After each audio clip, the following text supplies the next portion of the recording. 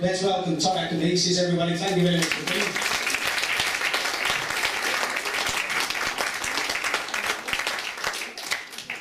Good evening, everyone. Thank you very much for the warm welcome. Right, so I'd like to adjust that schedule just a little bit. I'd like to talk for an hour, take the 20-minute break, then do maybe about a 30-minute Q&A on the talk, and then do the lights, if that's all right. Yeah? Sure, yeah? Okay, cool. Okay, now I will explain these machines. I've got 3 of them here, so we can get 6 people at a time underneath the light. And yeah, we will need you to actually fill out a form. It's just a consent form for your own safety. If you have any sort of psychological stuff going on that we might want to know about, if you've had seizures in the past, photosensitivity in particular, then yeah, we'd rather not have a risk of any reoccurrences of that. So, but I will go through that. Okay, so yeah, my name's Todd, and I'm 46 years old. I've been doing the out-of-body stuff for about 12 years now as an adult. It started for me when I was 6 years old as a child. Started having lucid dreams, and then I started having other experiences which I also couldn't label. I knew the first round of things I was experiencing were dreams. I knew I was conscious. I was aware as I would be in my waking life. So I knew what my name was. I knew where I lived. I could recite my phone number when I was in the dream. I could usually write my name down if I wanted to sort of manifest a piece of paper in the dream state. And then I started having another type of experience, which I knew I was asleep, but I just didn't have a word for it. And what would typically happen when I was lucid dreaming, I would be in environments, usually outside of my bedroom. If I was in my house within a dream, it was typically different in some way, and the scenery could be highly changeable. So when I started having this other type of experience, which I now know I can label an out-of-body experience, it was typically I would see my body. I would have a very powerful sort of energy sensation, and then be usually standing in the middle of my bedroom, which was a replica of my bedroom, and I would see my body lying in bed. So I knew something different was happening, because I'd usually never, from memory, I don't remember seeing my body in a dream state. So I knew something different was happening. Again, I just didn't know how to articulate that as a child. But I thought that was very important for me to at least share that with you, the differences in those 2 different states. So from age 6, I started having these out-of-body experiences. I would visit my neighborhood friends. I would go much further afield sometimes. Other adults or other children I would encounter while I'm out of my body who were also either out of their body. I would encounter other people who were dreaming while asleep. So I could enter my mom and dad's dreams when I was young, and I thought that was quite cool. On occasion, they'd have some sort of recollection of sharing a dream. And to me, this is an interconnected reality. And so therefore, in my world, these kind of things are not impossible. Ultimately, like with science, it is something I think that we need to personally validate, and I think there are ways to gather evidence. One of my favorite ways as an adult now is to train people in how to have an out-of-body experience, because there is a formula, if you like, which can then, you can replicate. And then once people get trained enough, or if they're already naturally having these experiences, then to have a shared experience. Whether it's somewhere on this level of reality, maybe going to visit the Pentagon in the dead of night, or going anywhere else, a casino somewhere, the Great Pyramids, the moon. To me, there's no limitations when it comes to these things. I think we're very much trained from birth with the idea of movement in a sort of linear sort of fashion from A to B, but I find that that's not really necessary in dream states in the out-of-body state of consciousness. So when I'm out of body, if I want to go to Antarctica, as an example, I don't need to fly there like Superman. I can actually think of being there with all of my will, and I can suddenly, as if it's like a teleportation, and I can arrive to this place. To me, these are states of mind, so a state of consciousness. And it's not something that, I feel our consciousness is fundamental. Time and space is not fundamental. So therefore, I think we can navigate in completely, more dynamic ways than again what we're trained with in physical reality. So when I was a child, I started having these experiences. They lasted up to about age 12. From age probably about 10 to 12, I started getting a lot of mental bullying, emotional bullying at school. I was very different. I used to sit on my own during lunch, write out strange things that I experienced the night before.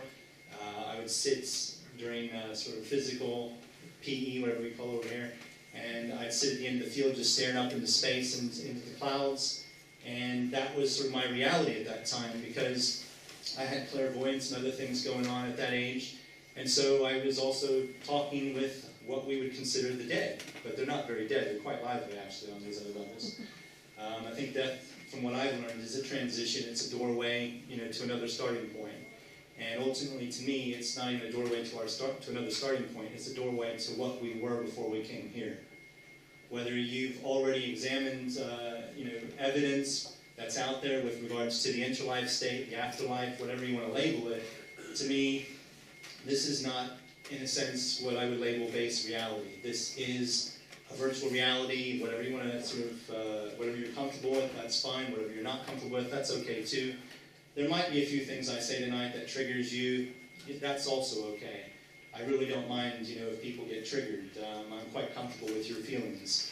So I think, when you do this sort of stuff, you have to get to this point of understanding that we're all going to come from a different place of experience, and that's what I'm going to share with you tonight. Pretty much everything I've shared with you tonight has not been read from a book, but has actually been experienced personally. And this is the way I actually teach and train people as well, is through direct experience. So I run weekend workshops. I run sort of 9-day experimental workshops where we go overseas, maybe to France or Norway, and we test stuff out. We've got these machines, like I've said. I'll see if I can just hold one towards you. So at the moment, it's sort of just in its standby mode, which is 12 high-powered LED lights. And we've, over the last few years, developed a system to where we lie somebody underneath the lamp, or we sit them down, whatever makes them most comfortable. And within seconds, you're going to start experiencing kaleidoscopic color. You're going to start experiencing mandalas, geometric patterns, fractals, and it gets really quite bizarre. We can help people enter trance states within seconds sometimes. And it's a highly reliable machine because we can, the brain has what's called a frequency following response. So like if you've ever been to shamanic sort of drum circle where they're just sort of drumming rhythmically, your brain will start to attune to that sort of frequency, if you like. So we hook up a computer to the device, we create a program based on a frequency ramp. So let's say, for example, right now we're all probably in a low to mid beta frequency, maybe even dip it down into alpha for some of you if you're really relaxed. And our normal operating consciousness is around 14 to 20 hertz. If we get stressed, anxious, then we're going to go up in frequency even more to high beta. So we're looking at sort of above 20 hertz, above 30 hertz. So that basically means your brain is electrically firing from back to front, from the back of the brain to the front of the brain, sort of in waves of electricity. So if it's 14 hertz, then that's like somebody switching on a light switch 14 times per second on and off. Now this is sort of our waking consciousness, analytical.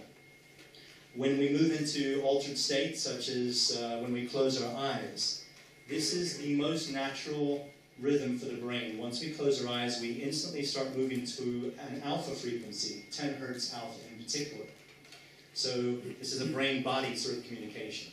When we enter sort of hypnosis, when we're starting to go to fall asleep, we enter what's called the hypnagogic state. This is between 7 and 8 hertz, which is the alpha-theta frequency border.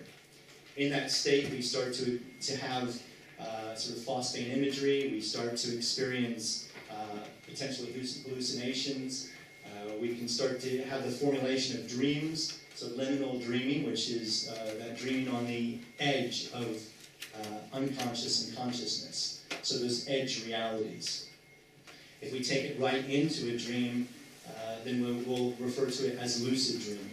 And this could be Typically, it's a brainwave frequency, which includes delta frequencies, theta frequencies, and what's called gamma frequencies. So it's a sort of algorithm of frequencies, and it's necessary to experience that state. Lucid dreaming, if you're not aware, is when you know you're dreaming. So your body is asleep, but your mind is awake within the dream. Your analytical consciousness is tuned in, and you can actually realize, okay, I know my name, I know where I live, I know where my body is sleeping at the moment, and you can pretty much start to do any kind of stuff you'd like to explore, whether that's sort of exploring fears and phobias, problem solving, pure escapism, and the dream state, depending on how conscious you become within the dream, you can literally become more physical in its sort of appearance, high definition quality than what we refer to as physical reality. Any lucid dreamers here tonight? Oh, fantastic. Okay, so if you can't catch me, with the lucid dreaming stuff before the night's out, then you've got other people here who are already doing it. And I find lucid dreaming is a wonderful state of consciousness to explore because it's one of those areas where we don't have to sort of put down our individual belief systems before we can come together in this way. We all dream. So to be able to have that as our starting point to then go deeper. And I love starting with groups on lucid dreaming because eventually, through your own direct experiences, you're going to start encountering these gray areas within lucid dreaming, such as a shared experience. I remember years ago now, one of my first years of teaching lucid dreaming, I was in this venue, and I had maybe 20 people present. And I was teaching one of the classic reality tests, where we look at our hand and we look away and we look back again. And the idea here is that when we first look at our hand, there may not be anything, it might look as usual, pretty normal. But when I look away and I look back, the brain is going to re-render that image. And it may render it different than it was the first time. So maybe my fingers start to morph or shrink or elongate or disappear. And this could be a signal that I'm dreaming, because that typically doesn't happen in physical reality unless I'm on drugs. So it's at these points we start to become aware that we're lucid within a dream, which can be very handy. And when you start to share, so anyhow, so I'm in this talk, and I'm explaining this hand technique, and suddenly my hand literally disappeared, in mid sort of sentence, and I was like, oh my God, I'm actually dreaming right now. This is how real it can be. Our analytical consciousness is usually switched off when we go to sleep, and we're doing things like flying or having afternoon tea with a deceased relative, and we're not realizing that, wait a second, this typically doesn't happen in the waking state. So why are we not being triggered into conscious awareness? But I was triggered into conscious awareness because I trained myself to look out for those cues, what we call dream signs. And so I then realized I was dreaming. So the dream then came to a conclusion. I woke up, I was writing down in my journal, and as I was writing these notes in my journal, a friend rang me to say, Todd, I just had a dream where you were teaching some lucid dream practice, and your hand disappeared, and I was like, holy shit. And that's a brilliant example of a shared lucid dream, a shared out-of-body experience. And to me, the differences between those two things, the mechanics. Science will tell us that a dream is, or consciousness itself, is epiphenomena of the brain. So chemical sort of reaction in the brain, electrical sort of firing. To me, I look at it exactly the opposite way. To me, the brain and physicality is an epiphenomena of consciousness. This is not who and what we are. This is a construct that we use to explore physical reality to gain experiences. It's an experiential state of reality.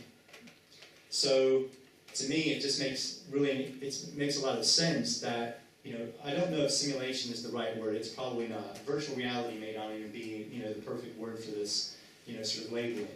But at least these are things that we're familiar with, these ideas.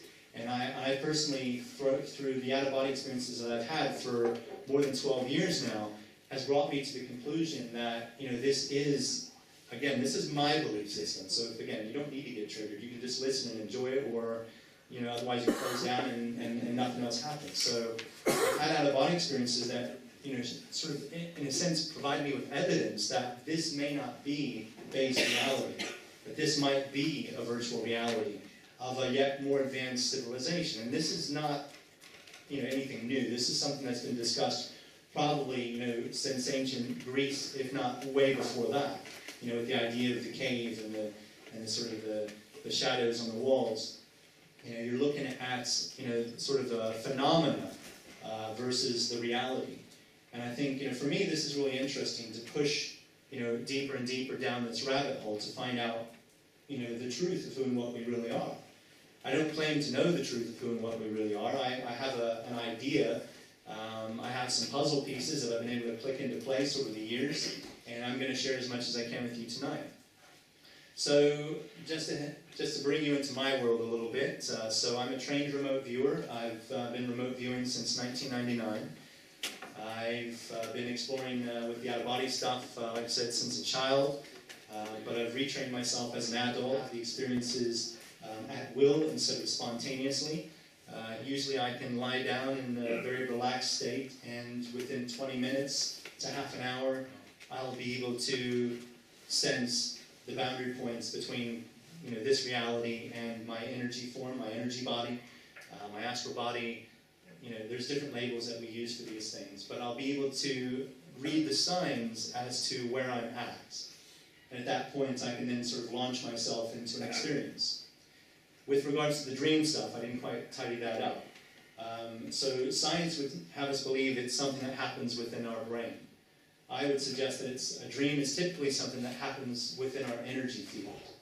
I've had a lot of experiences where I am exiting a dream and I realize I'm already out of my body.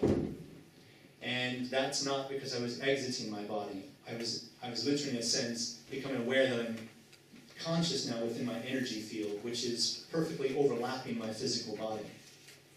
And it's the same sort of with regards to the out-of-body experience. The terminology is a complete misnomer. There's nothing coming out of our bodies. It's an illusion because of physicality and because of the conditioning of motion throughout our lives. When we have an out-of-body experience, what's taking place is we have our physical body, and this microphone will represent our energy body, because on one hand, obviously, being taken up here. So the physical body and the energy body occupy exactly the same space. It's just vibrationally, you know, that, or density, there's a difference there. But sort of with the interaction, they're both overlay each other. So they occupy the same space, like TV signals, radio signals. They're occupying the same space as we are right now. Okay, but the difference is, typically, unless we tune into them and the brain is a receiver, then we may not be aware they're there until we turn on a TV or radio or our mobile phones activate. But the signals are there. And the same goes for what I'm concerned with, these other realities. They're there too. When I talk about things like the astral planes, or religion refers to the afterlife, or heaven and hell, we are talking about the same thing. Sorry, the same things, but we label them differently and we have different ideas about them. I think the idea of heaven and hell with religion is very black and white. Reality is a hell of a lot more interesting than that. But these are just, again, different states of consciousness that can be explored even on this level of reality. I'm sure most of us, at some point of our lives, have probably thought, this is hell right now. What I'm experiencing in my life, emotionally, physically, is hell. Or the other way around. This is heaven. This is bliss. This is tranquility. This is nirvana. So these are states of the mind which can follow us into the afterlife. And vibrationally, we can find matches in the afterlife based on where we are emotionally, mentally, psychically, and spiritually. So for me, I don't see it as a God that is forcing us into any particular situation. I see it more as this is a self-governing reality where our actions govern our, sort of experiences. So therefore, our thoughts and our feelings govern our behavior. So once we get to a point within life of realizing that it's up to us to take responsibility for our experience of life, then things start to change. Because until we get to the point of realizing that, it is the way that we think about an experience. It's not the experience itself. And this starts to get us away from that victim sort of mindset and start to get us into a point of being responsible human beings. Even to the point to where we become full-fledged mature adults, which, you know, to me, the real energy of an adult, mature adult, is of a generous nature. It's a very generous nature. It's a giving nature. When we're children, everything's being done for us. When we're children, things, you know, we have to have older, you know, people looking after us. And so we're usually always receiving. We're being given things.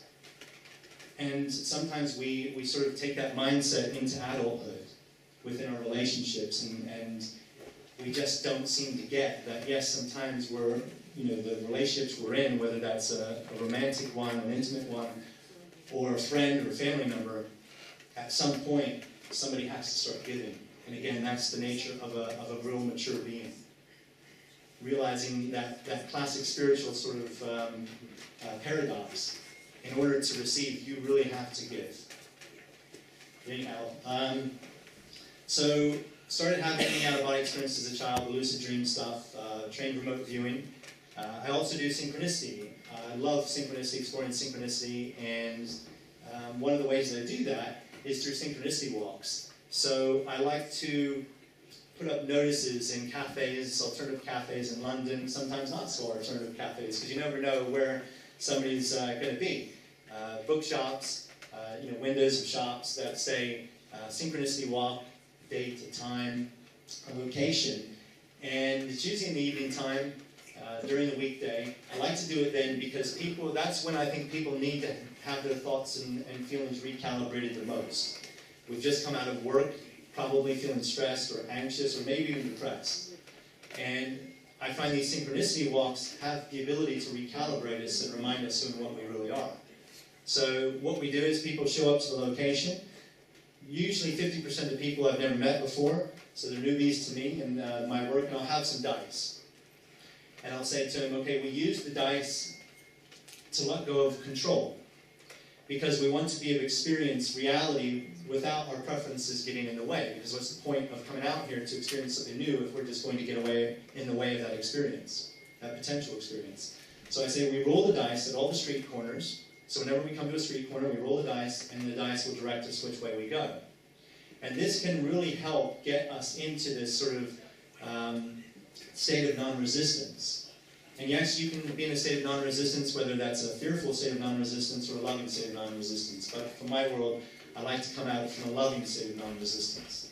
This way, we're following signs really naturally, really intuitively, and we start to experience back-to-back synchronicities throughout the night, which, if you've never experienced synchronicities to that level, which is a meaningful coincidence, so it's meaningful to you in that moment. There might be a message for you. There might be an answer for a question that you've had. You might, sort of bump into somebody that, is someone you've needed to bump into your whole life, and I'm not just talking about romantically. It could be something for a project you've been working on. Somebody has a message for you. If this is interconnected reality, and if it's perhaps a virtual reality, then there are more advanced versions of us on another level of reality, which are also guiding us from that vantage point. And this is, to me, when we start looking at reality in this way, suddenly spirituality and science meet. Because then you can start to answer all the questions. Because on this level, that means we don't have all the answers, and we certainly don't have all the tools, the whole tool set, such as the physics side of it worked out, because the physics within a virtual reality does not necessarily have to be the physics of the base reality where that's being projected from. So things like, psychic phenomena starts to make a lot of sense, whether you call it telepathy, channeling, deja vu. All of these things can be signals that you're literally being communicated with by a more advanced version of you at another level of reality. Sorry, I've just got to do a public announcement. I hate to interrupt. That's okay. An owner of a green Toyota Yaris FL52 FPE, get a new car. It's not very good. It's blocking the gate. It's blocking the gate. No, it wasn't a public announcement. A green Toyota Yaris, gold. High school. Oh, okay. Sorry. Jane, everyone. Sorry, Todd. Quite all right. So, we meet up. I give the basic guidelines. So we roll the dice to lose all necessity of controlling the walk. We sort of are open to experiencing synchronicity. If you have an intuition about something, so if you suddenly have a feeling that we should walk into an alleyway, there's usually 20 or 30 of us on a walk, so we feel quite safe sort of going most places. So if you suddenly get an intuition that we should do something, I say to people, trust your first instincts. It's when we start to second guess ourselves, I find that we start to let the fear mind overwhelm us. And this I can understand, because a lot of us, maybe we haven't really developed the emotional and mental muscles necessary not to get overwhelmed by the fear mind. So when the fears come up, it's a matter of learning to soothe oneself and say, look, okay, yes, this scares the shit out of me, but I'm really quite keen to see where this goes. It's having that ability to redirect some of the flow of that intensity that is now all being given to the fear itself. So these synchronicity walks can really teach people how to better manage that stuff. And so, yeah, this is the synchronicity walk, and some of the cool stuff that happens. One of my favorite things I like to talk about, one of the experiences, because it really sums it up. And it's this kind of thing I'm about to talk about happens pretty much on every single walk, because synchronicity is not something where you need a formula. It's not something, where you need a process. It's always there, like manifestation, reality creation. The energy is either one you're creating or you're sort of at the effect of reality. What are you doing? How conscious are you? How unconscious are you in that moment? So in a typical synchronicity walk, one of the things that happened a couple years ago, we always, at the beginning of a walk, we roll the dice to get our group number. And this is to help us sort of interact with the universe, with these other levels. So if, from my way of looking at things, if there are more advanced versions of us, in moments like this, where a bunch of us have come together to explore reality in more depth, to experience realities within realities, why would these more advanced versions not be paying more attention in that given moment than the moments where we're really acting like, sort of, jerks and not getting that doesn't work? So, by acting more like these more advanced versions of us during these synchronicity walks, we realize that the signs are everywhere. So synchronicity to me is something that's always there. Even, and it's not dependent on your mood. We hear expressions like, like say you're in a bad mood, then misery loves company. There'll be plenty of people to sort of get into tune with, in those sort of moods, same as within a happy state or a joyful state. But what kind of thing do you want to experience? Do you want to be in a flow state related to fear or a flow state related to joy? So on this walk, we rolled the number 4 at the beginning of the walk. We rolled the dice and got the number 4. So that was our group number for the walk. So whenever we see the occurrence of number 4 in a meaningful way, then we'll take that as a sign and guidance. So on this one walk, we rolled the number 4. We got started. About 15 minutes in, we rolled the dice again, and we got the second occurrence of number 4. And in that moment, I looked up, and we were directly underneath the number 4 bus stop. And like most cities, there's only one number 4 bus route. So the buses start from the city center and they move outwards, different numbers and different routes. So there was a great synchronicity that we found ourselves underneath, on that bus route. We rolled the 4. I saw the sign. The moment I said to everybody, if the bus comes, we should probably get on the bus. The moment I said that, the bus came around the corner. So it was perfectly synchronized. And everybody's sort of nervously laughing now, thinking, oh shit, did I top up my Oyster card? And those are the kind of fears that sometimes where people fall between the cracks during synchronicity walks, their fear may not allow them to get on the bus because they might think, I've been on a synchronicity walk with Todd before. We've got, deep down the rabbit hole and it took me an hour to get home. I'm not getting on that bus tonight. So you never know. Or people who've never met me, they don't have enough trust with me yet. They might think, I don't know where this is going to go. It's starting to push too many buttons. And that's fine if they bow out at that point. So anyhow, on that particular night, the whole group got on the bus. And what was really interesting was the moment we got on the bus, it started to pour down with rain. Literally, as the last person got on, it started to heave with rain. And that, to me, is a sign of what I call the trickster aspect of synchronicity. So it's that part that if we wouldn't have followed the signs, if we would have let the fear mind overwhelm us in that moment and we stayed off the bus, the joker aspect of synchronicity would now be, in a sense, we'd be getting very wet, and it's there to remind us to laugh at ourselves because we just took ourselves too seriously with the fear of not getting on the bus. But that didn't happen because we were on the bus. So we were on the bus, we were dry, and I said to everybody, okay, I'm going to roll the dice again. Whatever number comes up, that's how many stops we go before we get off the bus. So rolled the number, and by golly, the highest number came up. It was like, no, it was 9 stops. So we got a number 9, and so I said, okay, we're going to go 9 stops. Some people you could tell were cool with that. Others were like fretting, oh, I don't know how I'm going to get home. I don't know where this is going to go. I've never been on the number 4 bus. But again, if we can manage these fears, then we can recalibrate our nervous system. We can recalibrate to that point of who and what we really are, our true self, because our true self is not these fears. This is learned. So we go 9 stops. On the 9th stop, we're getting off the bus, and again, before the first person's foot touched the ground, it stopped raining. It was brilliant. Again, perfectly timed. So we got off the bus, and there was this sign, right, plastered on the wall that read, "Wait here for further instructions."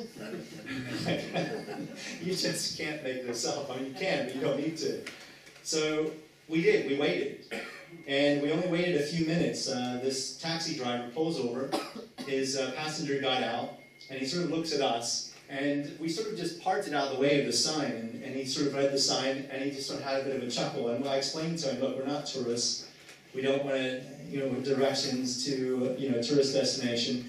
I said, we're sort of having a bit of fun. We're rolling dice. We're letting synchronicity just sort of guide us. So it's all random.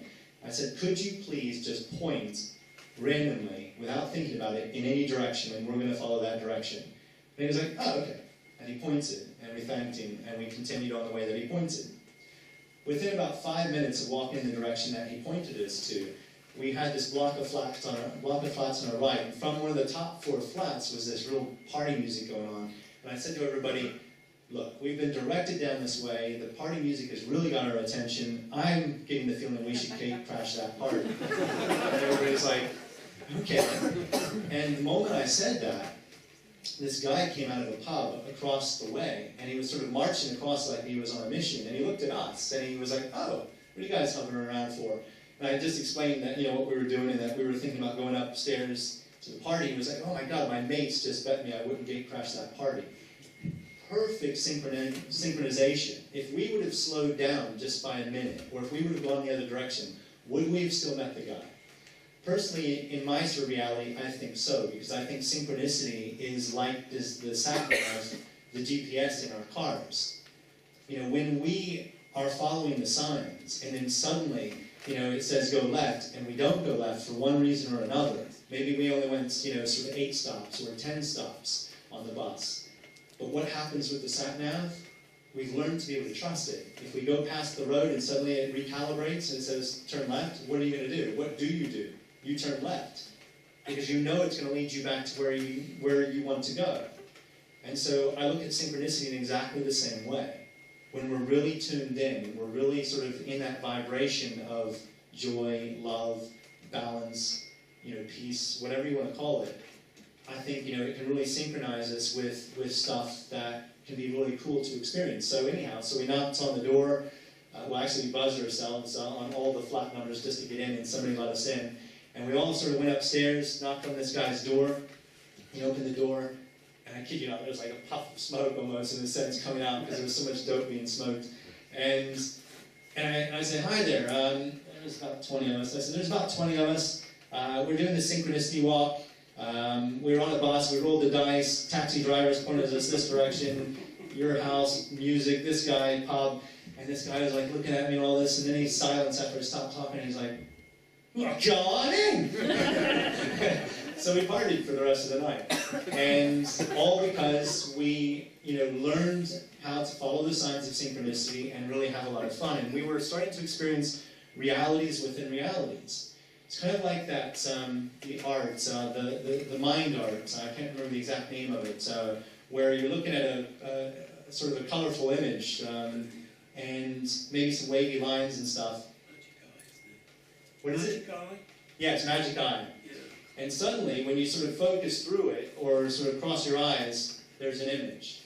And it's sort of very three-dimensional. I think reality, again, is quite like this in the sense that there are these realities within realities, and that reality is dependent on your mood. That reality is dependent on your quality of your consciousness. How you're feeling in that moment. Whether you're going to see something that's there, that's always been there, but maybe you're blocking it because of your belief system. So, belief system blindness. What are you open to? And again, I find that with these synchronicity walks, we get so deep down in the rabbit hole some nights, people's doubt falls away before the end of the night. Because when you've experienced, the reality of a synchronicity on the back end of another one, on the back end of another one, on the back end of another one, and you think of all the different combinations that had to happen for this stuff to be our reality, it makes you think. It starts to change the way that you think, and therefore your own belief systems start to change because of your own direct experiences. And this is why I like to teach in this method, because regardless of what I say, your belief systems have been formed from a lifetime. So there's going to be this clash. There may not be the openness that could be there because of your own childhood, the way that you were treated by other people. Many things will play into this. What's your level of trust with me? So, and instead of trying to convince you of what reality is, it's best just to sort of take a walk together and let reality just sort of present itself. And when we're in each other's energy fields, we're blending. There's a blending of energies. It's just not you anymore. There's somebody else there. And our energies can create another sort of energy. We get this just a completely different sort of experience because we're now there sharing that experience. And even if your sort of preferences are clashing with mine, that itself can create this sort of this difference, this differential. So anyhow, that's sort of where I'm coming from. And the way I like to explore this stuff for the last 12 years, as I've said, now as an adult, I've pushed myself to the point to be able to have these experiences almost at will, especially when I'm in a real deep practice, like maybe a couple months before an event. I do a big one in France every year for 9 days. Usually people come from all over the world. It's usually about 40 people who are either already into it. Sometimes there's skeptics that come. I sometimes invite people that I know are, sort of not had experiences like this, and if they're at least open enough, they can be an open-minded skeptic, and that's going to get them somewhere because they're at least open to something different. So we meet up in a chateau in France once a year, and we bring the light machines. We teach other methods without the light machines because we don't need light machines. But this is just a nice toy that we have that we can use, like a tool of consciousness to help people get from A to B faster, especially if they're already having a lot of blocks. Like they might say things like, whenever I meditate, I'm away. And I've tried sort of mindfulness meditation, it doesn't work very well for me. Fine, I experienced that too in life. So that's why we created this. When you get underneath one of these machines, it's very difficult not to get out of the way. Not to have your sort of analytical mind. At first it wants to analyze everything, but at some point it will stop. At some point it will start to synchronize with the right brain. Or you might just switch to the right brain and experience what's there. We have programs, one that's actually called Right Brain Switch. It's 110 hertz, which is hypergamma. Hypergamma is a state of consciousness associated with empathy. So when we're really in a deep state of empathy, we could actually be experiencing this very high sort of vibrational state. And that's like somebody switching on a light switch on and off 110 times per second. And that's your brain firing at that speed. We can also ramp this machine all the way up to over 200 hertz. 200 hertz is a frequency known as lambda. Lambda is a frequency that's we've only had the awareness of it for less than 2 decades. And it's a frequency that we don't know much about, but we know that when it does happen, we get another frequency riding on the lambda waves, which is called epsilon. Epsilon is actually lower than delta. Delta is deep sleep. If you can imagine when you see TV programs of Indian yogis in sort of suspended animation, doctor puts their stethoscope on them and they can't find a heartbeat, can't find their pulse. These individuals have entered a very deep sort of hibernative type state, lower than delta. They've been able to slow their heartbeat, their breathing, everything right down to the point where it seems like they're dead. This is lower than delta, a frequency called epsilon. When you go up to the very highest recorded human state of consciousness, that's the lambda frequency. Most of us on this planet will never experience lambda, unless, of course, the easiest route to lambda is through epsilon, below delta. It's an ecstatic state of consciousness. If we can get to epsilon, on the waves of the epsilon are lambda waves. So it's like going full circle. It's quite interesting stuff when you really sort of explore this and find out that these different brainwave states can have a lot of benefit. So say, for example, if you're experiencing stress and anxiety, we know that's a high beta frequency. And if we want to better manage that, then we want to get you back down into low beta, if not alpha, if not theta, to relax and maybe reprogram what's taking place to get you there.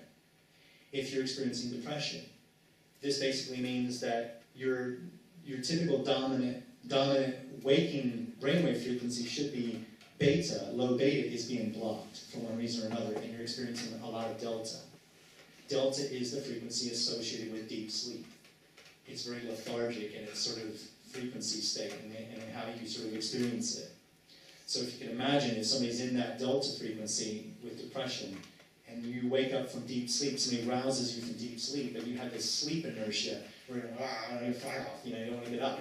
It's a very, inanimate state. It's not very nice. Again, we know what's going on brainwave-wise. If we bring somebody back into a state of beta with the light, teaching them through something like neurofeedback, where we can sit them in a room, hook them up to something like EEG, and show them where they're at, sort of brainwaves-wise, and how something like deep breathing for 2 minutes, 7 seconds in, 7 seconds out through the nose, just 2 minutes is enough to start changing that state. And if we can show them how to manage that with, that neurofeedback, then it gives them a tool to use without the technology.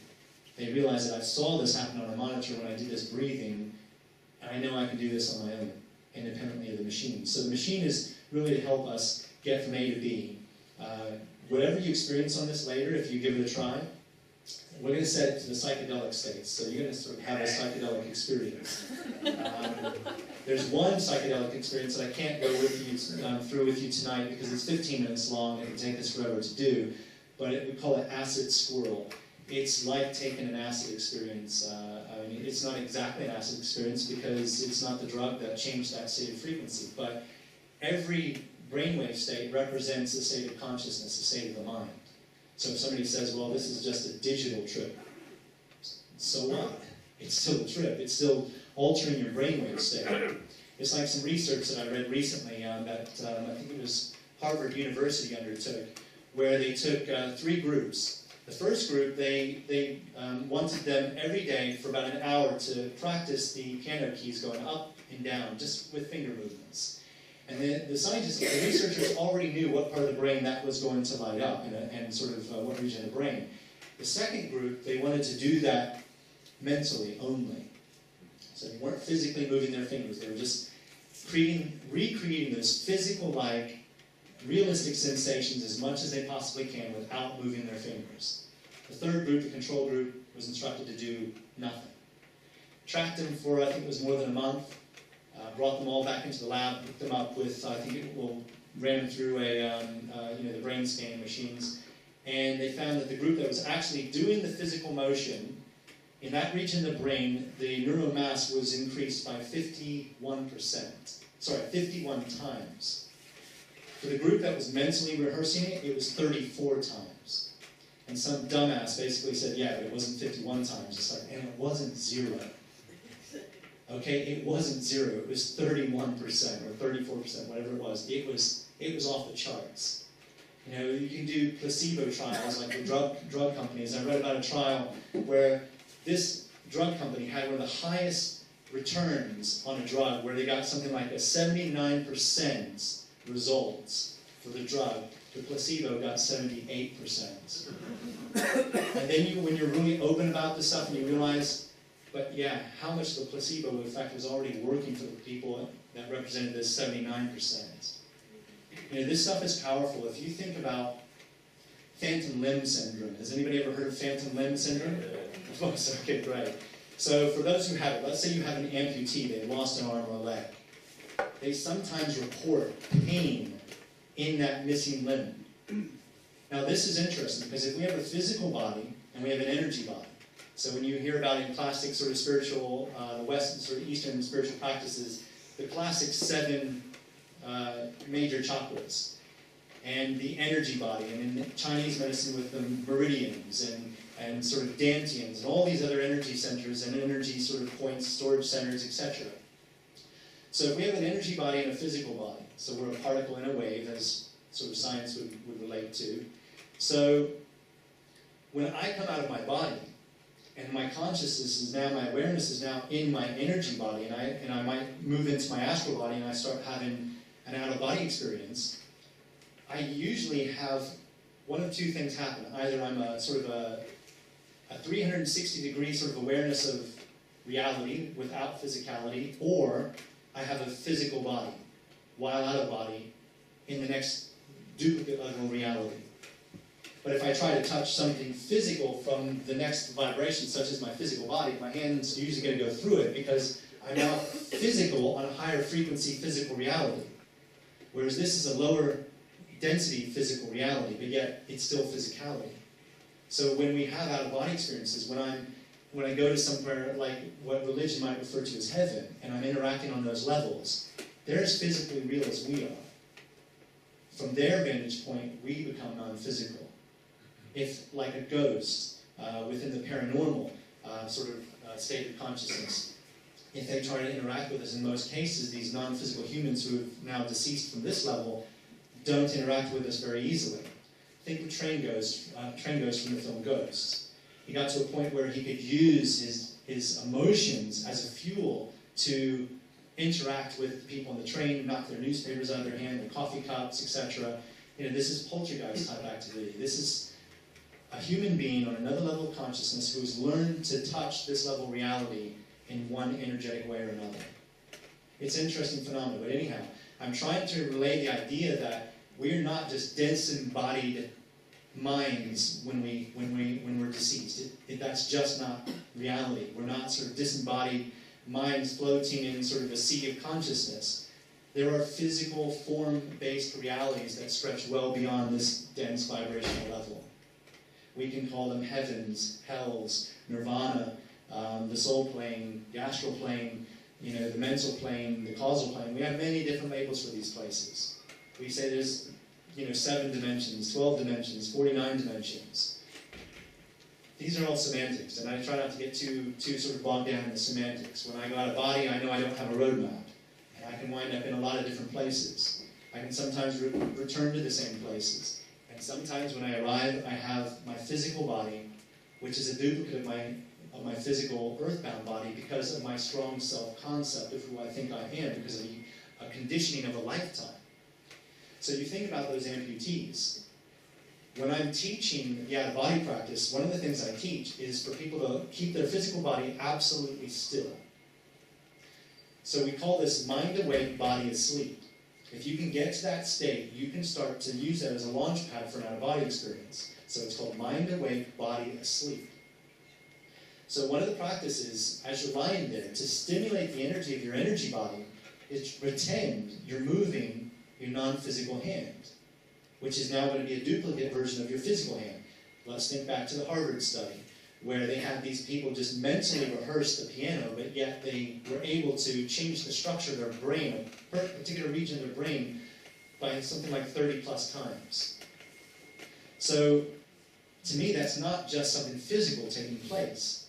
They're literally, as they're mentally rehearsing moving their physical hand, their energy body hand is responding. It's actually moving. They're strengthening energetic pathways within the energy body that are interconnected to physical pathways within the brain we call neuropathways. When you understand the way that energy mechanics, the energy principles and mechanics, life gets a hell of a lot more interesting. So now, going back to the amputees, their energy body arm for a lifetime has taken the mold of their physical body. The mold is still there.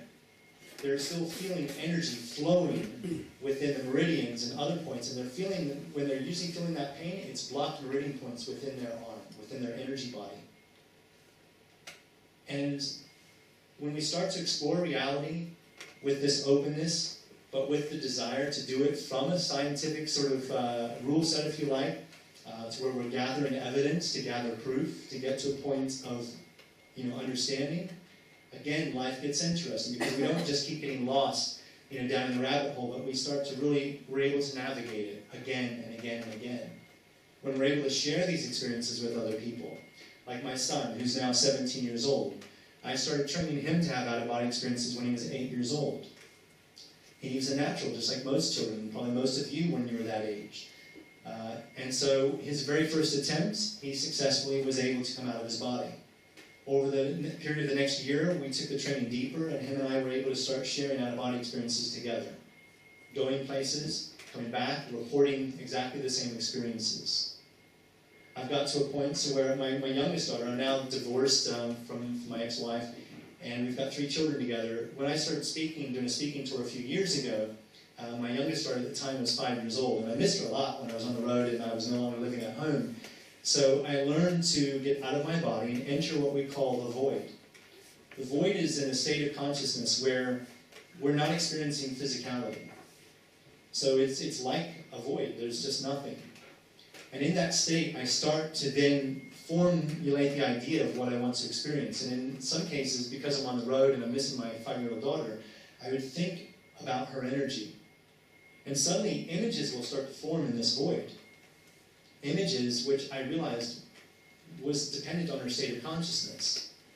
I could determine while I was out of body from another point on the planet whether she was awake, whether she was in a dream, or whether she was unconscious within a dream, awake within a dream, out of body unconsciously, because we're all out of body unconsciously every night, we're just not remembering that it's happening. So depending on the images that would form within that state, if I knew it was dream-related phenomena, I could focus strong enough on the dream phenomena, on the dream imagery, and I would suddenly enter her dream. And sometimes I was able to wake her up within the dream when she was 5 years old, and I used to do this practice. And when she woke up for real, she would remember the experience. Again, these are states of mind. These are not things that are just taking place within the brain. And to me, the mind, is where the brain, where consciousness is creating reality. So fundamentally, consciousness is fundamental. Time, space, this physical level is not fundamental. There is something deeper than that. And that's who and what we really are. Even dependent on your memories from what you could call past lives, but what I would refer to as parallel lives. We're able to parallel process depending on how powerful and developed your more advanced version of you is. As an example, when just recently, our last 9-day event in France was back in June. So for the 2 months leading up to that, I'm in practice mode 24/7. So I'll go to bed earlier, I'll wake up earlier, I'll do my morning practice for about 3 hours, having out-of-body experiences. During that 2-month period, there came a time when I was sat in a chair, in my lounge, in this sort of zero-gravity chair, but I was sat up. I didn't want to be sort of in a more of a lying position, so I sat myself up. And suddenly realized I was now seeing myself from across the room. So I knew I was now in the out-of-body state of consciousness. So I'm now looking at my physical body sitting in the chair. And I thought, okay, this is one of those moments where it feels like I could push the boundaries a little bit. Now I want to see the out-of-body version of me from the chair position. And suddenly the clairvoyance tuned in from that position, and I could now see myself through space, in a sense, through that sort of illusion. And I could see my energy body / astral body sitting on the other side of the room, looking at the physical version of my consciousness, looking back on myself. Again, I tuned into the energy. How strong of a connection is this? What can I do? I then decided, okay, I'm going to move my physical arm to see if I can move it without breaking this state. I moved my arm, and as I moved my arm, my energy body across the room, my arm also moved. And again, I was now the consciousness looking back at myself, and then parallel processing kicked in. I was literally processing the data from my clairvoyant eyes from a physical vantage point, and the energy body eyes. at the same time, as if I was watching two TV screens with two TV programs, and I'm not sort of having to go between the two of them. I'm parallel processing that information simultaneously. Nothing's being lost. I then decided, okay, this is highly synchronized. What more can I do? I decided I'm going to stand up in my physical body and see if my energy body can also stand up. It's at that point I broke the connection. But I've experienced things where I've actually been in talks, I've been giving workshops, and suddenly the parallel processing just kicks in. I'm across the room, and I'm able to literally guide myself around the room while I'm talking to people. And I'm picking up from both vantage points. Anybody know the actor, remember the actor Hugh Laurie from this TV series House? Hugh Laurie was in the West End doing a performance, and he got to a point where it was weeks into this West End play, and he was very stressed. And he said, this was on the Jonathan Ross show years ago now. He said, he was talking to Jonathan Ross on that Late Show program, and they were talking about this moment, and he said, there was a time when I was on the West End here recently, and I was very stressed, and I was on stage, and I was performing, and suddenly, I was in the audience watching myself on stage. And literally, Hugh Laurie was now discussing on live British television an out-of-body experience. And this is not something that's exclusive to me or to you. You know, this is stuff that's been happening for millennia. I think since we've been human beings on this planet. So it's something that's been suppressed. It's something that, is definitely not, we're not trained with. Very few people are trained with this sort of stuff. Otherwise, it's very natural in the way that it occurs spontaneously. Happens a lot with children. We put children underneath this light between the ages of like 4 and 8, with permission of their parents, of course. And most of those children, probably 95+% of them, will start reporting there's other people in the room. Or they're talking about describing experiences of a parallel reality. Probably less than 20% of the adults we put on the lamp don't get to the stage like that so quickly. The children are usually within seconds to minutes. Adults, sometimes it takes more than one go on the lamp. Like I was saying, the Acid Squirrel program we have, it's a 15, 16-minute program. It's extremely intense. It'll literally, you close your eyes while the lamp is on, and you will get what's called closed eye visuals. Your mind's eye is being lit up. So let's look at the pathway here. So your eyes are closed while you're under the machine. 12 bright flickering lights go straight through this very flimsy eyelid and starts to excite the retinas in your eye.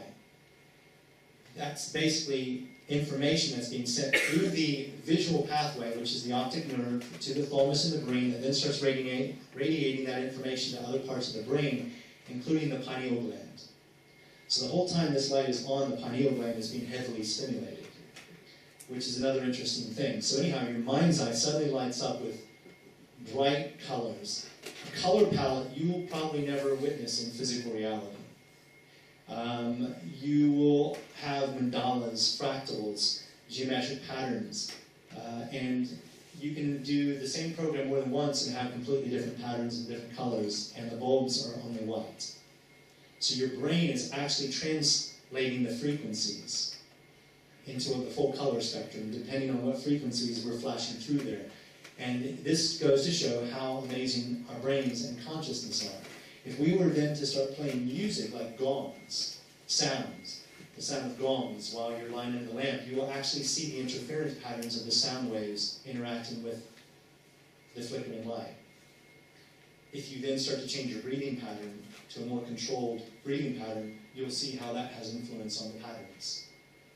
So consciousness, to me, is fundamental. And these light machines are a great way to experience breaking through to another reality.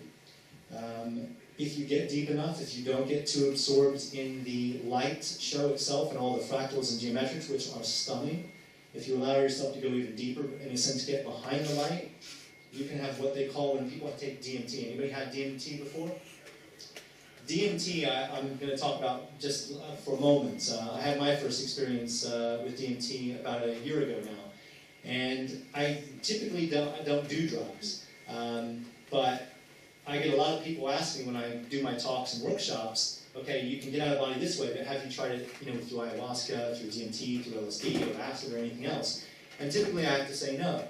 And I revert back to the, okay, well, I prefer the sort of meditation route because it's more portable. I don't have to get the drugs. I don't have to keep the drugs. I can just go anywhere. If I'm in Antarctica for some reason, and I don't have a supply, I like the meditation route because it goes anywhere with me, and it's a matter of learning how to relax my mind, relax my body, keep my mind sort of alert, but at the same time my body asleep. And it works for me. And I can get sort of into the ayahuasca type of state, but without the drug having an influence on me. So I can sometimes push it further than somebody would be able to, but then again, vice versa, they might have experiences I might not have because I might be trying to control it too much. So there's trade-offs. So anyhow, I had my DMT experience. Where was I? Prague. And I went to drop off a life machine to somebody and do some training with somebody there who bought one of the machines. And he had some DMT, and it just suddenly felt right. So I thought, I'm going to have a go. And he goes, I'm going to try to give you enough and do this and do that, see if you can have a breakthrough. And that's what they call when you literally are no longer aware of external reality. And you're probably experiencing the DMT entities and all kinds of other cool stuff. So anyhow, I had a couple puffs, 3 puffs I think, and I had one of these breakthrough experiences. And I was sitting in a full, sort of virtual reality as more high definition than this. It was as physical as this because my state of consciousness was now in that vibration, which means even a dream body, this is why within lucid dreaming we're able to touch things, feel things. If somebody shoots me with an arrow while I'm in a lucid dream, I can feel that. So, these are states of the mind. So anyhow, so I'm suddenly in this other reality, and I'm using my trained sort of remote viewer and out-of-body explorer mind to stay as focused and alert as I can. And weird stuff was happening. I was like, okay, I don't want to fall unconscious within this experience. I don't want the experience governing me to the point I want to have an experience to the point to where I can have some direction. And suddenly, this voice came in my head that said, don't be such a buzzkill. And I was like, who the hell is that? And said, oh, I'm a friend actually. You are now back in your body on a level of reality where you're projecting from to have the first physical earthbound experience. And I was like, what are you talking about? Because I'd never been in that space before where I was at. And it was a circular sofa where you sit on the outside of the sofa and it goes around. And it was in this octagon-shaped room, which colors of like a peacock's feathers, a male peacock's feathers. It was beautiful, really high definition. And this voice was trying to convince me that, my physical life was a virtual reality, and that this is actually my home on the Astral. And I've just forgotten because I've been playing this VR for a while. But I can come home if I want. I was like, okay, I've been here to the Astral. I'm not aware of a home like this. I'm aware of some of the homes that I use in between lives, and this doesn't seem to be one of them. Which made me think maybe that could have been breaking through to an even deeper state. Because anybody here seen the film 13th Floor? Hell of a good film. Watch that film. So write that down or take mental note. 13th Floor.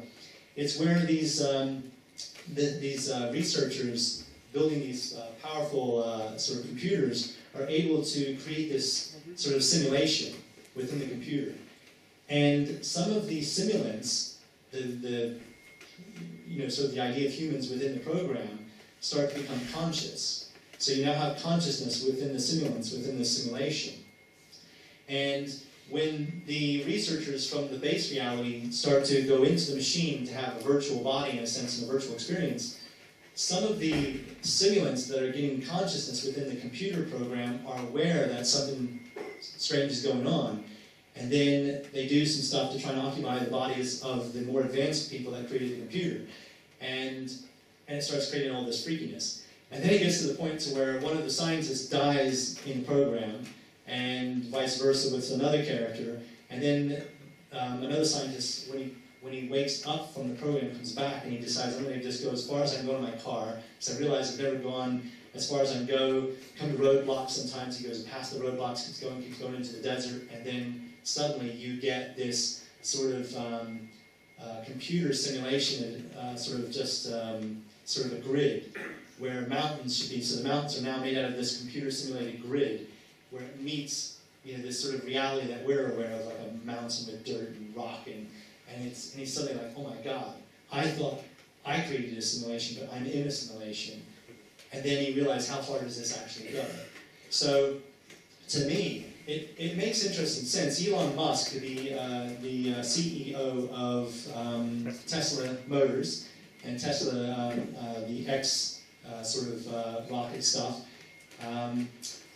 billionaire, kind of reminds me of Stark from the film Iron Man. You know, he's got that sort of personality, and certainly got the money. And he's got his own space rockets and, you know, car company and all kinds of this other interesting technology. And he was talking about, again, this simulation idea, which, again, is nothing new. But he was referring to the idea of just where we've come from just the 1970s, when we used to have Palm, the game where, you know, it's just you move the little thing around, like on the Atari systems and Commodore 64s and things. And we've come from there to now to having augmented reality, virtual reality. The technology has got to a point where it's photorealistic. And this is just within what period of time? Decades. Think about advanced civilizations. Anybody heard of the Drake equation? Okay, so the Drake equation, a scientist named Drake back in the late 50s, early 60s developed this equation where he thought, okay, let's say we have something like 400 billion stars in our universe, in our galaxy. And we may have something like 400 billion or 400 billion galaxies in the known universe. And then he starts to do the equation. Okay, we have the Goldilocks zone. Mars, we would say, you know, from what science tells us, is just outside. Venus is just outside, closer to the sun. We're in the middle, so we're in the Goldilocks zone. Not too hot, not too cold. Conditions are just right, dependent on the type of star that we have. Not too big, not too small, not too hot, not too cold. So we're in the Goldilocks zone. So he took this equation based on all this idea of how many stars are in our galaxy, how many galaxies are in the universe, and then decided, okay, this is how many communicating civilizations probably exist in the universe. The BBC updated that recently with an interactive flowchart, which is quite cool. So if you take the most skeptical view, so you dial it down, they reckon on that most skeptical perspective of the Drake equation, you will have one communicating civilization per galaxy within our known universe. So you're talking about, you know, potentially 100 billion to 400 billion civilizations.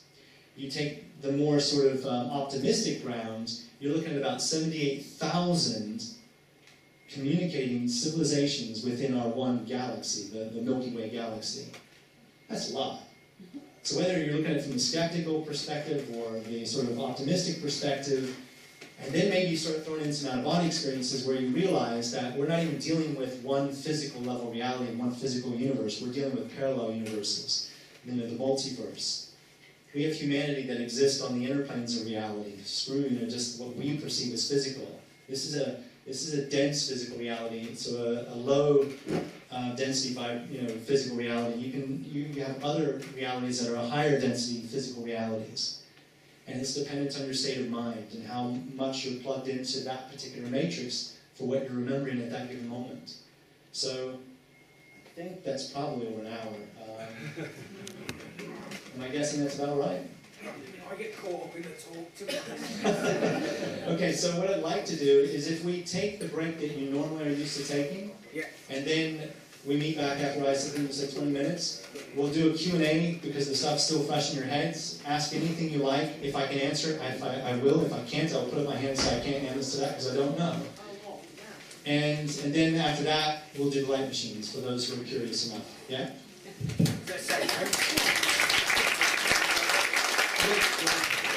Okay. So, I'd like to take any question that you might have. Again, if I can answer it, I will. If I can't, I will simply say, sorry, my hand up beyond me. And what I'd also like to ask a favor, please make it a question. Because there will be plenty of people who want to ask questions to get insights to things that perhaps they thought they'd never get an answer to. And if I can answer genuine questions, I will. So please, if you have a genuine question, please ask. Okay? Anybody? Were you out of your body while you were doing the talk tonight? No. I was fully present here. I can't find me back the ticket. Sorry. No, I've been very present in my body. Usually when it happens, it's spontaneous. When it happens when I'm doing things like talks, it's not something I actually try to do. It's very spontaneous. If it does happen, I'll let you know, and then I'll find a raffle ticket, okay? Okay. And if you could speak up when you ask the question. When you do the out-of-body experiences, you've talked about going through different astral planes or reality. Can you traverse time? Yes, a lot of out-of-body explorers report being able to go backwards in particular. Forwards, it depends on what is actually happening in a sense, because I think you can explore other timelines. I think like new physics is starting to suggest that the future can actually influence the past. That's just weirdness to a lot of us. To understand that fuller is going to take some time to get our heads around. But I don't see it as an impossible thing. When dealing with the future timelines, I think what you're dealing with is probability. So, for example, like a simulation. If this is a simulation, then another level reality is gathering all the data, and therefore it can start to make predictions about this simulation. So let's boil it down to your life. So if there are certain patterns that you continue to explore on a daily basis, such as your routines, then especially for your near future, reality can pretty much predict where you're going. If you start wildly changing things in your life, then of course the simulation, the data is going to be recalculated. And there's all these different probabilities. So the more variety that you have going on in your life, the more probabilities and possibilities that there are for your future. The less variety, the more predictability there is. So when exploring future timelines, that's how I like to see it.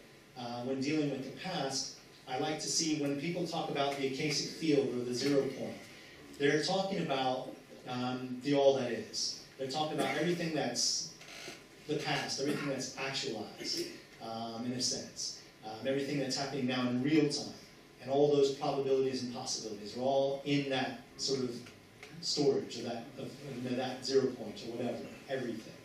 So, I think there's a lot to understand, there's a lot to explore, but I think it's open to explore. Even to the point of going into a past timeline through an out-of-body experience, while in the out-of-body experience, let's say while I'm in the void, where there's nothingness. And there's no imagery, there's no form, no physicality, it's just consciousness, pure consciousness in a sense. But I'm still aware of who I am, and if I have a thought about who I am, I might have a flash of something, but mostly I'll just sort of be still. And then when I have a question raised, it will come up, and suddenly I can have some flashes of imagery. Let's say a memory comes up from my past, maybe a very painful, haunting memory, and I want to change it. I've had plenty of people come to my workshops, and their reason for being there is they want to be able to traverse the past to change what happened so they can have a better moments, real-time experience. And I usually say to them, look, this is typically what happens. You can explore those past timelines. You can relive it through a dream-type state. You can relive it through an out-of-body state of consciousness. You can actually visit a parallel version of yourself and actually be embodied in that and feel that, and live that, make amends, say sorry, do the forgiveness work. All of that is creating a higher quality consciousness here. Because like a dream, how many of us have woken up from a frightening dream crying or feeling emotional because the brain could not tell the difference between reality physically and of that dream? So it's the same thing for when we traverse these timelines and explore the past to do a healing journey. It is literally changing our consciousness to a higher quality state. Any forgiveness work that we're doing is having an impact across time and space. Regardless of whether you perceive it as the past or the future or the present, it is having a profound effect across time and space. Does that help? Yeah. Thanks. Well, I'd just like to take you up on your wonderful idea of synchronicity walk. In looking at it from a passive and active point of view, that you're literally rolling the dice and going with chaos, and you're being led by the synchronicity. Tell us something about taking hold of it and creating the future and the present. Taking hold of it in the future and the present. okay, maybe my starting point is I'm not very happy. You know, maybe you know what I'd like to experience in my future, you know, in that moment is, you know, starting with the end in mind in a sense. I want to experience happiness or joy. You know, to me, I'm to that point now where I know how much of an effect I can have the more present I am. So if I'm very present and I want to sort of bring the joy of a future experience into the moment, I can do that because I know I'm a responsible human being. If I want to be responsible in that moment, then I know that it's up to me to make that change now, which can sort of, again, impact the future, which can impact the past. So it just depends. Or maybe, let's say, for example, I have a precognitive moment, and I say, okay, like happens many times in walks, I suddenly feel, like I did a walk in Manchester, where it rains an awful lot, it seems. Every time I go there, it's really raining. So we're all hiding under our umbrellas, we're not having umbrellas, and we're just getting wet, and we're walking around rolling the dice. And I got to a point where I realized, wait a second, you know, there may be a couple million people living in greater Manchester area, but none of them really are overly fussed about what's happening with the rain. They might complain about, oh, fuck, it's raining again, and then they get on with their lives. So they're not being too controlling of the weather pattern itself through manifestation, through reality creation. They're just not applying themselves. And I think the amplitude is what's really important. So when I'm meditating, am I just sort of sitting in a lotus posture and doing much of anything else, or am I sitting in that lotus posture and doing some really powerful breath work, very conscious breath work? That's raising the amplitude of that meditation. Suddenly I have a lot more power. So walking around in the rain, I suddenly realized, okay, my group, one person, the 14 people I was with as a group, we can actually combine our mental, psychic, emotional, spiritual muscles and change that weather. Okay? So, but the moment on this particular walk, I suddenly wanted to do that because I had a flash of what would happen if I followed my intuition.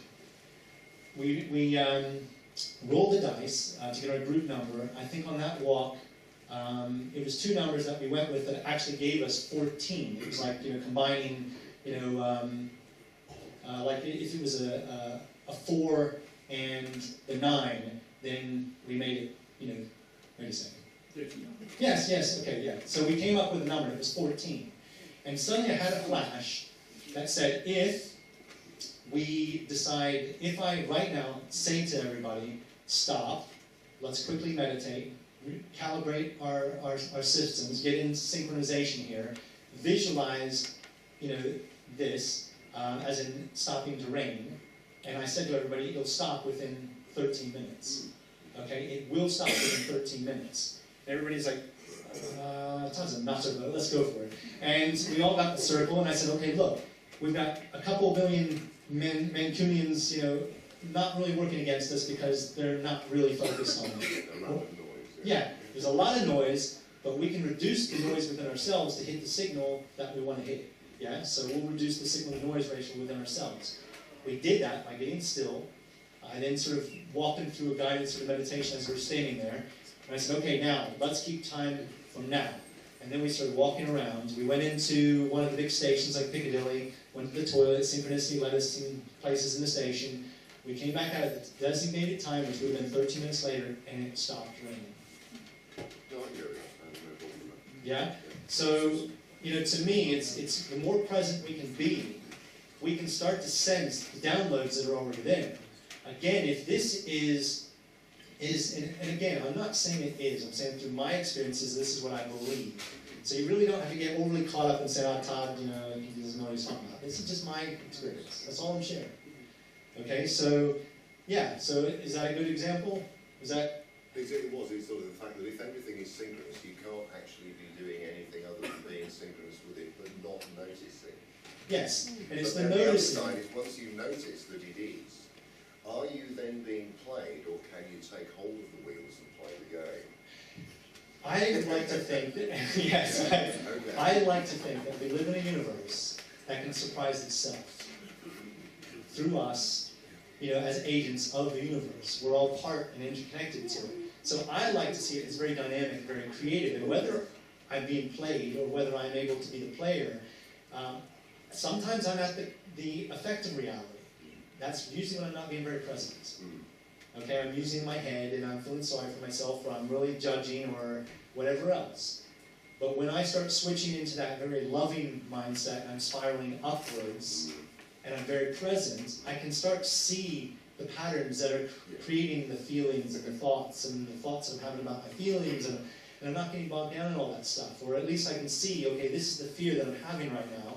And even in those moments when I can't understand the fear, but maybe the fear is holding me back from experiencing something, and even if it is some other thing sort of creating that, and I'm not co-creating classically in that moment, then I'll release the fear in a sense where I think, okay, in this moment there is a fear stopping me from getting on this bus with Todd. Okay, now for some, they don't know how to manage that. They don't know how to soothe that, so they may not get on the bus. It's like Neo in the first film of The Matrix. He's in the car, they've got him in the car, they're driving, and he's like, they want to sort of take that thing out of him. And it's pouring with rain, and he's like, stop the car. No, they're like, okay, we're going to throw him out. So they open the door, and he's stepping out, and it's pouring with rain, you can see the street, and they're like, you know where that road goes.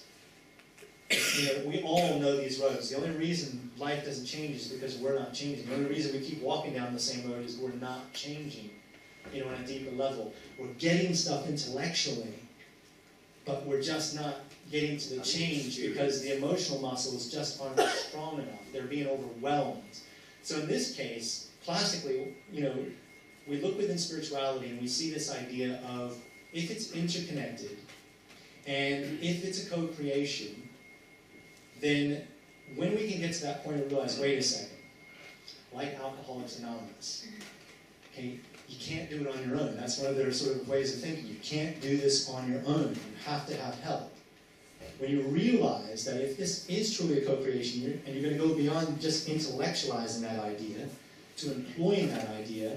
So let's say I'm being overwhelmed in the moment, and I'm thinking, okay, I don't understand this fear, but I'm willing to surrender to something bigger than my fear mind. Okay, so at the moment, my fear mind is overwhelming me.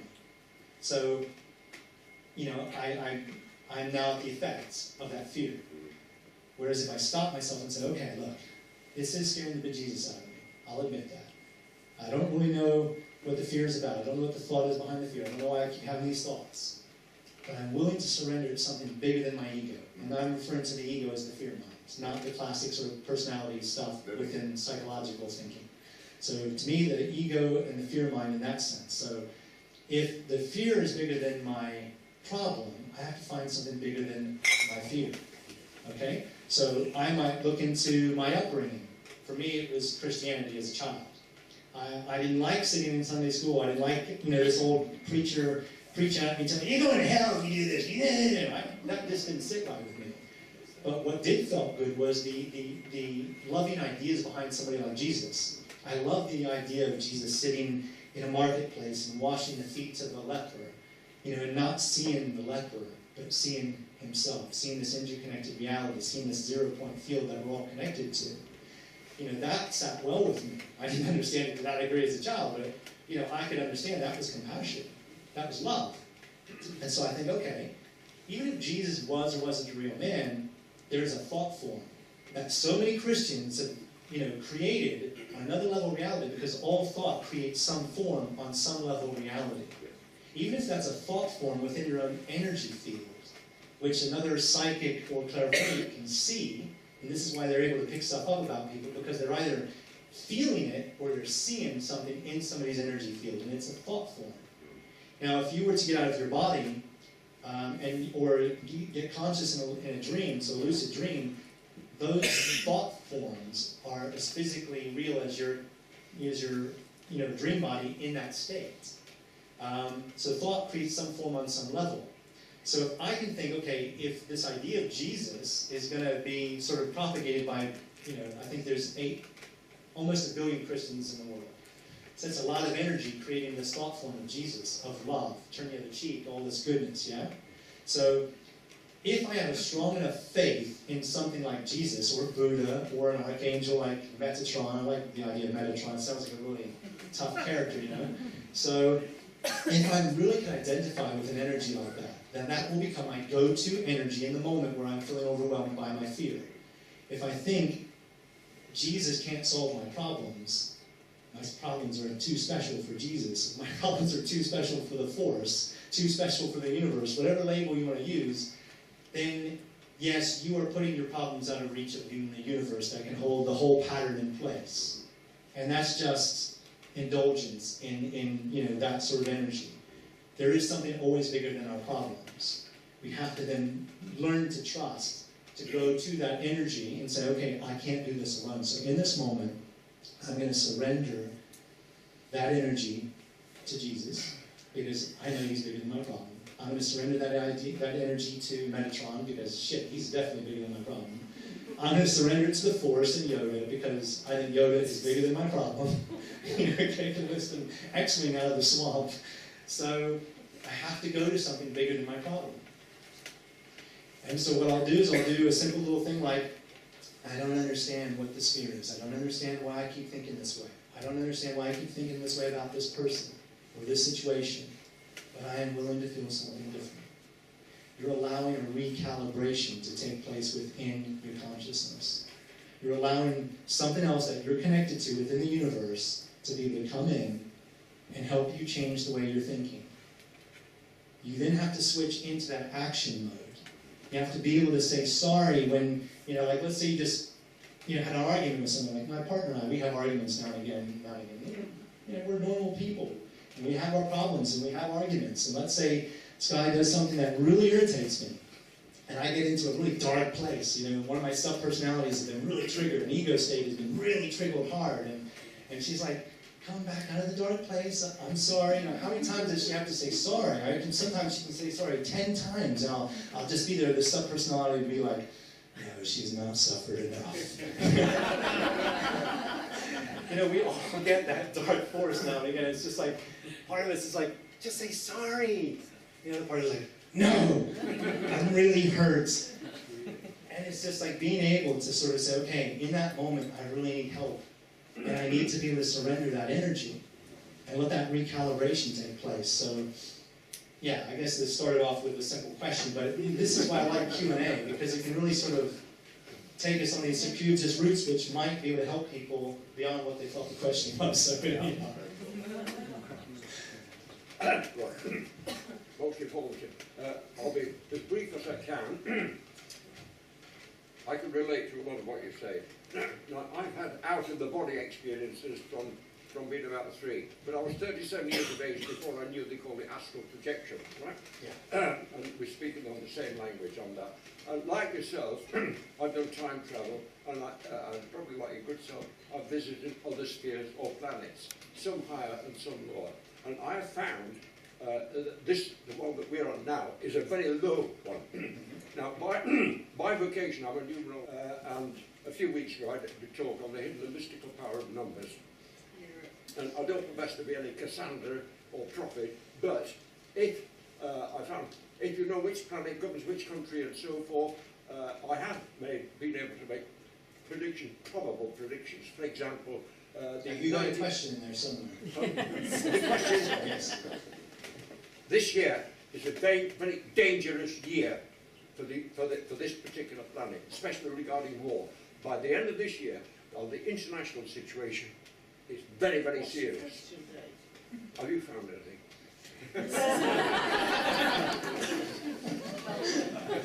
Is it Dave?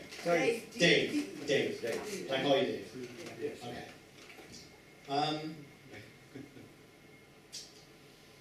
From my perspective, this is not my first lifetime. I don't feel a true first lifetime embodied in a physical body. I had a recent lifetime before this one, which was involved in World War II. I thought the world was going to end. I thought it was the most perilous time of history. And this is a mindset. We're either overly focused on the problem and not focusing enough on the solutions. So I would simply say that, like David Icke, who's probably everybody in the room's heard of David Icke. David Icke has a wonderful way of bringing people into the conspiracy realm, into that sort of area that needs to be looked at. but there's a lot of fear around it. And so from my perspective is, yes, spirituality, no spiritual teaching teaches us to be complacent about our problems. So I admit we have to look at what's going on.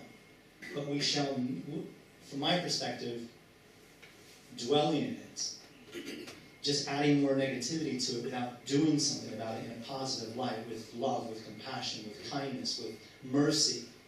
Because no matter what the hell happens in this world, whoever's perpetrating it, if we're just going to punish people, we're never, ever going to get out of this quagmire. We have to learn mercy. We have to learn understanding. We have to learn deep compassion, deep states of love. We're never going to solve the problems of hate with more hate. So yes, this is as perilous as I found 1939 to be. This is as perilous as what some has probably felt from other systems, other planetary systems, other dimensions of reality. But what are you going to do about it? What action are you going to take beyond intellectualizing? What are you going to do about it? Because no matter how young or old someone is, what are you doing about it? Besides talking about it, what are you doing that's making it better? There's raising the awareness, which you're doing, and that's bloody good. But what are you doing next beyond that? Beyond just maybe frightening a few people? Because you frightened me a second ago there. I'll be honest, you did. You frightened me. Ultimately, good will prevail. Only if we are applying a level of love and have a level of conviction of love as the hate that's being already out there. That is the only way that we're going to make a difference. We literally have to raise our game to the level of hate that's out there already. Yeah, tell that to Hillary Clinton. We're not even going there. I'm American, I grew up in America. I mean, it's something that is very close to my heart. I look at Trump, I look at Hillary, and I will only say this. This is not one of those cases where you vote with your fear. You have to make a vote with your values, with your hearts. They're telling us vote, condition-wise, they're telling us vote for the less of the two evils. Bullshit. There is no less of two evils going on in America right now in that election. As much as I'm afraid of Donald Trump's bravado, I'm afraid of Hillary Clinton's past history of action. They're both equally to be feared. But again, we cannot get stuck in the fear. We have to start applying the conviction of love where the fear is being applied, in the same level, to the same level. That's all I'm going to say on that. But I totally get where you're coming from. We have to see, what's going on. We can't be oblivious to it. We cannot bury our heads in the sand. We must know what's going on. But we must be able to take loving action to actually make that change. And it has to be equal to or greater than the hate that's being applied. My pleasure. Thank you for asking the question. Are you able to manifest your etheric body in multiple etheric bodies? So biolocation. Yeah. I have done it several times throughout my 12 years, yes.